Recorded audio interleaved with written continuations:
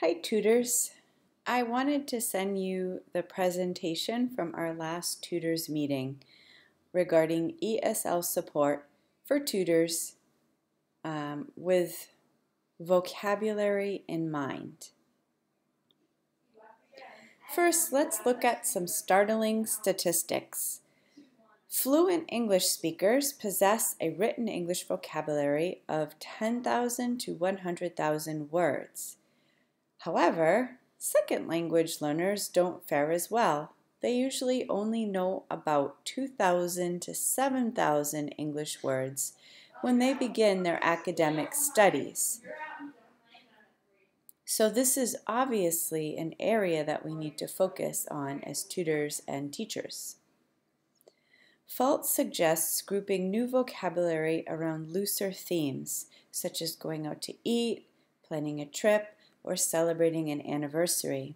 One of the tutors was talking about how she had been supplementing classroom vocabulary, but then she also decided to use a thematic approach by looking at medical and hospital visits and vocabulary. And I thought that was great because it's all sort of cohesive, and it makes sense cohesively to teach it.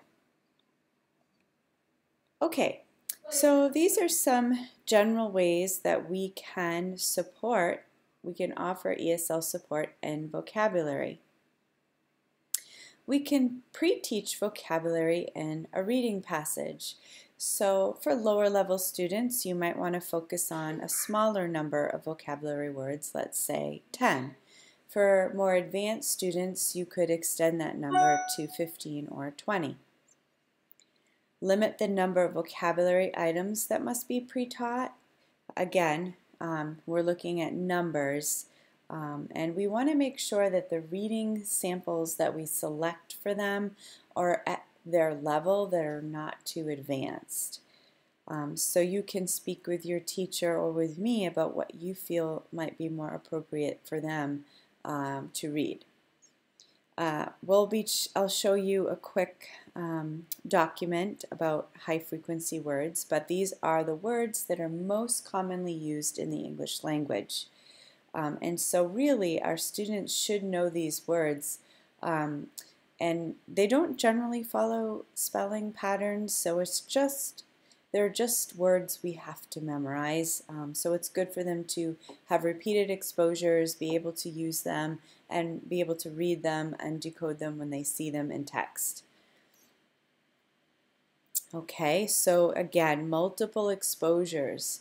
I feel like this is true for me with a master's degree. It's true for people with a PhD. It's true for people who have never been to school. We need to have multiple exposures to words before we remember them. So you can try to present them in different ways with different activities, even across thematic topics. So if there's a word that relates to the medical field but also relates to school, then you can use it again. Provide learners with a list of words for intentional learning. Okay, so our little word lists or flashcards, things like that, related to a text or a topic. So synonyms and antonyms are good things to teach. However, if you're teaching too many at the same time, it might just be confusing for students. So you might want to consider teaching one of the words one week and then maybe another word on a different week. However, working with high-level students, sometimes synonyms, antonyms, word roots, affixes, prefixes, suffixes, looking at their origins really helps them to be able to decode information more quickly. So with higher level students, I would sort of disagree with this. I think it's helpful. Encourage learners to use word cards, like flashcards, like with a translation on the back or a picture for lower level students and the word on the front. We'll talk about more of that later. And then looking at grammatical forms. So what part of speech is it? When would you use it in a sentence? Those things are kind of important to teach. I would say level 1, even basic perhaps, and higher. Okay, so here's our high frequency word lists.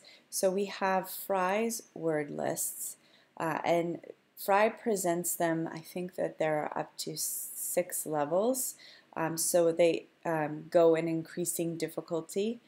So the first 100 words are kind of the lower level, more everyday conversation words, up to like the top 6. The sixth 100 words would be more academic and found more in higher level reading texts or more academically oriented texts.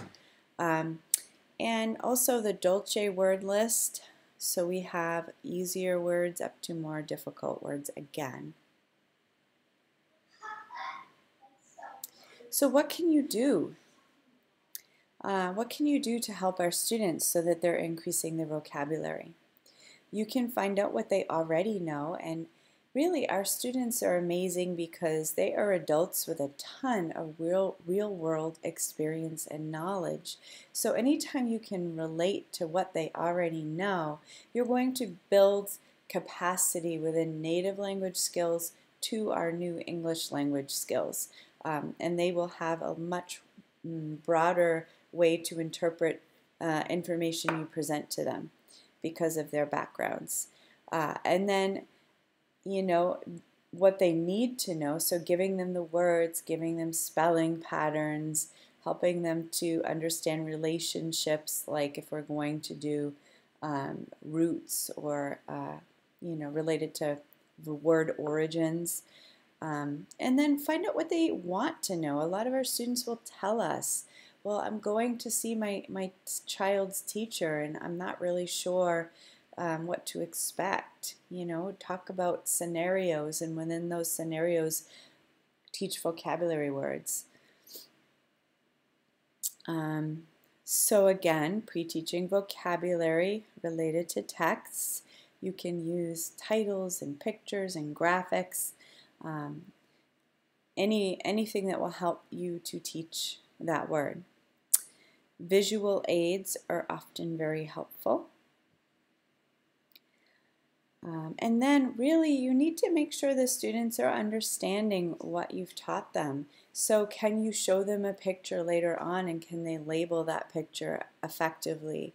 Or can they use that word effectively in a sentence?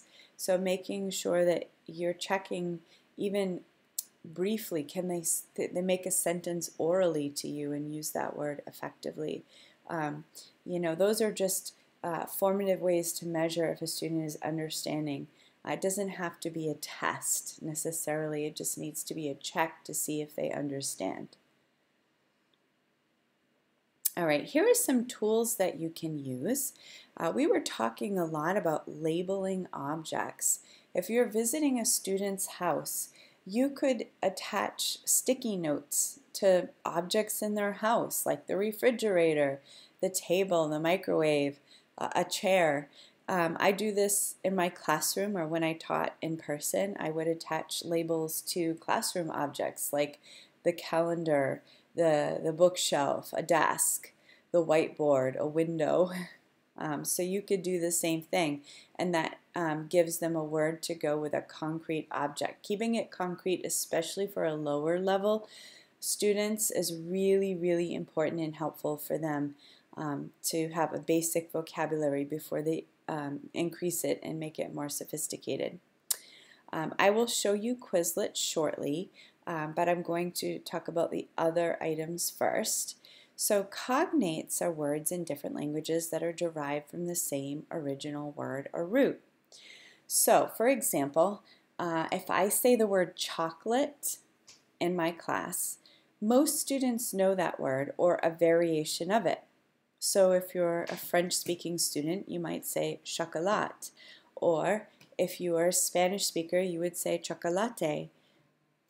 And even in Asia, it has the same name, my Afghani students would say, "Oh, teacher, yes, chocolate, I understand." So if it's a word that has, a similar pronunciation, it probably comes from the same root. So chocolate, my guess would be, comes from South America somewhere, because that's where chocolate, I think, comes from, if I'm not completely mistaken.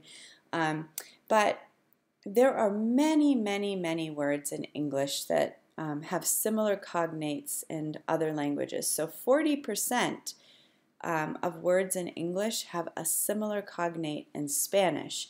So if you work with a Spanish-speaking student, it might be helpful for you to learn some of those similar words, and that'll make it easier for those students to transfer knowledge and understanding to the usage of English vocabulary.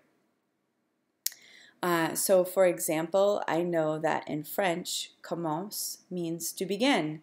In English, it's commence. It's a beginning. So I would use that word when I was teaching vocabulary with a French speaker, perhaps. Okay, so Four Corners Vocabulary is a nice tool for teaching vocabulary, and this can be made more complicated for our higher level students, and it can be made more simplistic for our lower level students. When I was teaching our illiterate students, I would have them write the word, which was very hard for them, but they could do that, and then draw a picture, and I would model drawing the picture, and then they would draw their own illustration, and so they had a picture that represented the word. And then later on I would show them a picture, and they would have to say the word. For higher level students, you can have them create a sentence, or you can have them copy a sentence, I suppose. And also the definition, and I like to include the part of speech, especially at the higher level, because they need to know how sentences work in writing. Another thing that is helpful is translation, especially with definition. Some people that I've worked with prefer to write the definition or the word itself in their native language, because then they can connect it to something they're familiar with, and it helps them to understand the word better. Just be careful that they don't rely too heavily on that, because they should be able to use the English word in English settings as well. Flashcards are a good way to teach, and it's a lot like Quizlet, and I'll show you that shortly. But flashcards, you write the word on one side and the definition or a picture on the other side. And one thing I've found is that flashcards are easily lost. So a cheap way to keep them together is using a Ziploc bag and have it, or a pencil case, and have it in a place where the student can easily get to it. I've also seen like a ring with a clasp at one end, where you single hole punch each card and it fits around the ring, and that's a nice way to do it as well. It's more costly, but the students can go through each card that way and review, which is what our students need anyway. And another tool we can use is just a vocabulary notebook. I really like vocabulary notebooks, and I've seen students find innovative ways to create it in a way that makes sense to them. I would say this is probably a higher level, level 1 and above, where they would write the word and then the definition or the meaning. They would create their own sentence, and they could do a translation if they wanted to. That would be fine. Or if you wanted them to include a part of speech, or where the citation where they found it in a text. There are many ways that this can be done.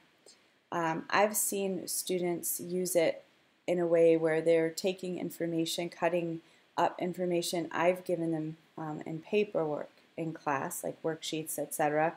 They glue it into the book, and then they write notations around it that help them to understand in their own explanation of what they learned that day in class. I've also seen it used in a more basic way where students develop phonetic systems. So these are students generally who have had schooling in their past and understand how to learn. So they create systems based on what they've done in the past that make sense for them. So my students, one student had a Ukrainian phonetic system that they related to an English phonetic system. So spelling patterns, pronunciation based on their similar system in the Ukraine. So although the letters were different, the sounds were the same, and that's how they were able to understand spelling patterns. All right, so I'm going to go to Quizlet.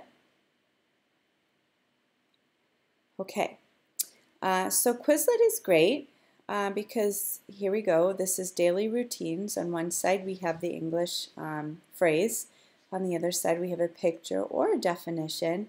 Another thing I forgot to mention during our tutor session is that there's also an audio ability so students can listen. Brush my hair. And that's really helpful because they may not be able to read that well. Brush my hair.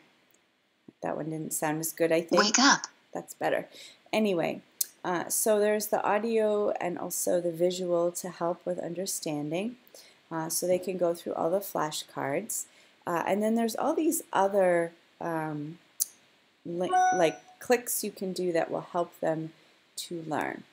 So they can look at the picture and decide, is it wake up, take a nap, have lunch, or watch TV? Okay, and they can click on the right answer. Okay, another thing is writing. So they look at the picture and they write what they see. Do the dishes. Okay.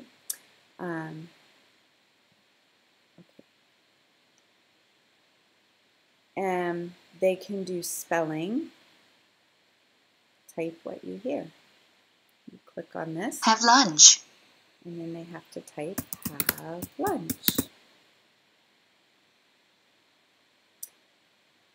There is a test, but I'll be honest with you, I find the test to be a little bit hard for students, especially lower level ones, because they don't always understand what is being asked of them. Like, so they'll see this picture and they may not understand that you need to type an A or a B in the slot here. So you would almost need to work with them and help them through this. So personally, I don't like the test as much because I think it's too hard, especially for the lower level students. And then there's a couple of fun games on the bottom that they can do. So they have to match the picture and the word or the phrase. Okay, and anyway, so that's Quizlet, just to give you an idea of that one.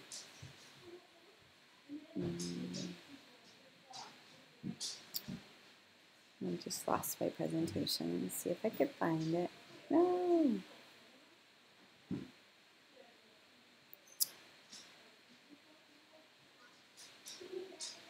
I don't know. Is this it? No. No, I'm sorry. I don't know where my presentation just went.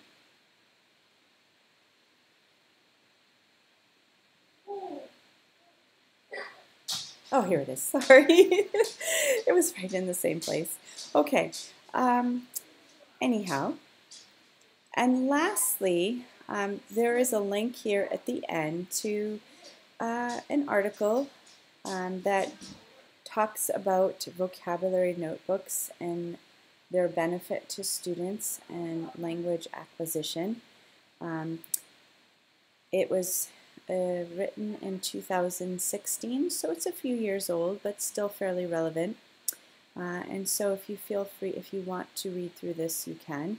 But it just says that there has been gains made, and especially in this study, related to using a vocabulary notebook.